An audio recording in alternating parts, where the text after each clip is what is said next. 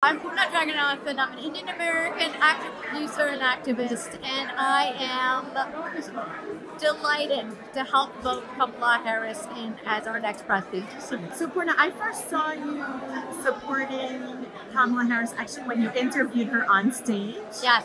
And interestingly, the video that they just played was that interview with you. Yeah. So tell me a little how you're feeling about that, and then we'll dive into the convention. That was a very pivotal moment for me to get to interview the Vice President of the United States. But what I was most struck by when I was interviewing her is that she was too big for her job.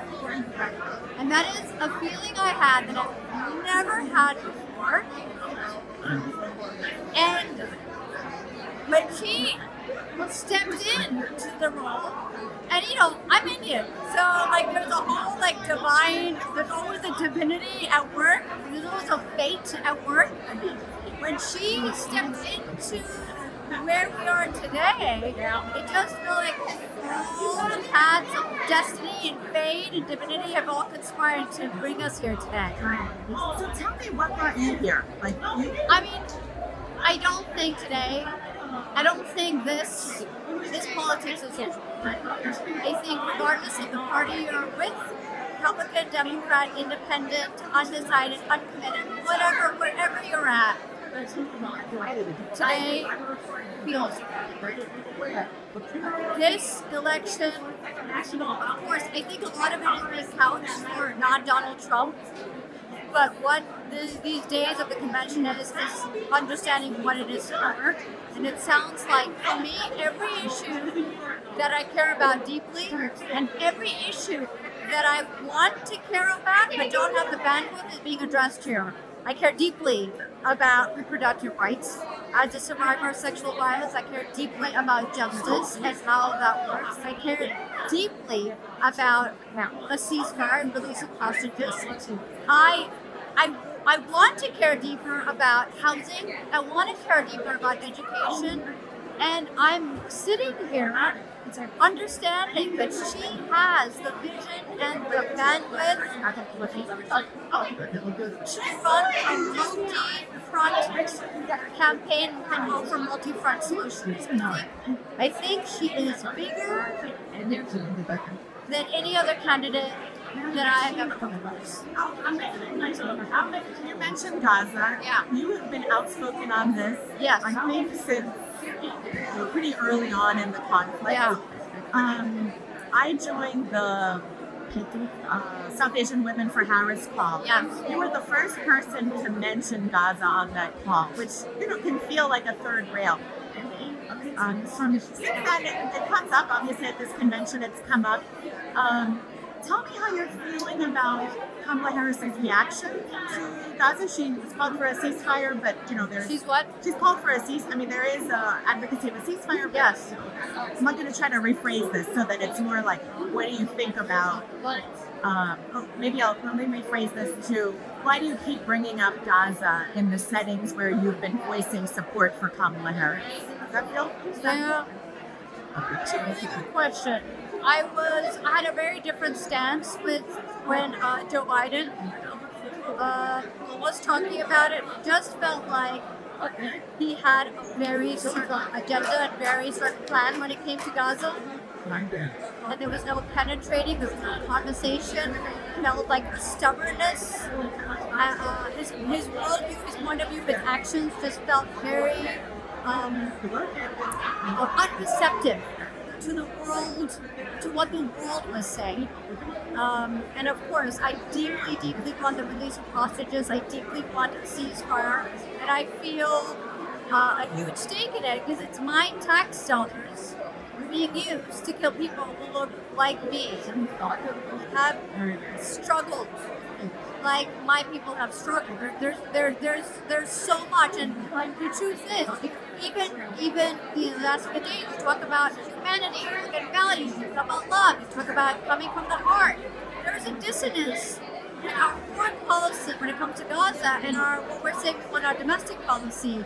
So I don't want dissonance. I also think that it's a blind spot if it's not addressed. I think there are way too many people who care about this issue.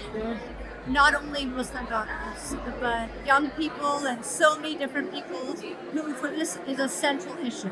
And so she has to say something and have policy and have action with that. She has to walk the talk for it to be, for them to move from an uncommitted stance or undecided stance. People want to vote for her. They want to vote for her. They want her to win. But it's a multi-issue. This is what I say. It's a multi-issue election with a very, very vulnerable, emotional epicenter of Gaza. You know, for all of us. You mentioned reproductive rights. You know, interestingly, this week, gender. I'll rephrase that. Someone just talked to. This week at the DNC, gender has taken center stage. In India as well, gender is once again taking center stage with the sexual assault in Kolkata. Just wondering if you see any parallels between these two situations, what your thoughts are. I always see parallels. Sexual violence is a global issue. At the root of both things is a dehumanization of women that has happened. For a woman here, there's a lot of sexual violence in America, but what we're fighting for today is, you know, we're all wearing white because we're all fighting for reproductive rights. And you could only take away a person's right to their body when you manage to dehumanize them.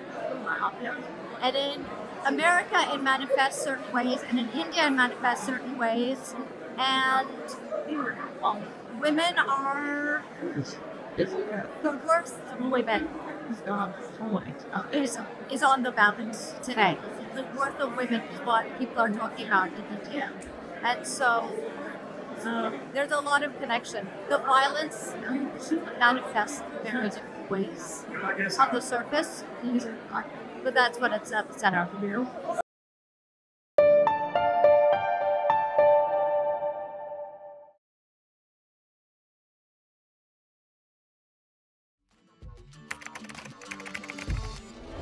What the changes in India's population and the differential growth rates. This city has emerged.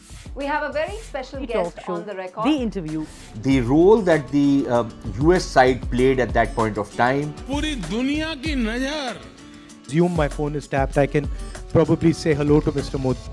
आपके भारत पर है. Episode of Know Your Candidate. The rising confidence of India under Prime Minister Narendra Modi. Communist China is the greatest threat. There will come a day that we will see far more radical extremist. I'm still a little perplexed by why we. Your daily dose of news from India and across the world. Cutting edge views and analysis. Tune into HT videos. Click on the bell icon to subscribe.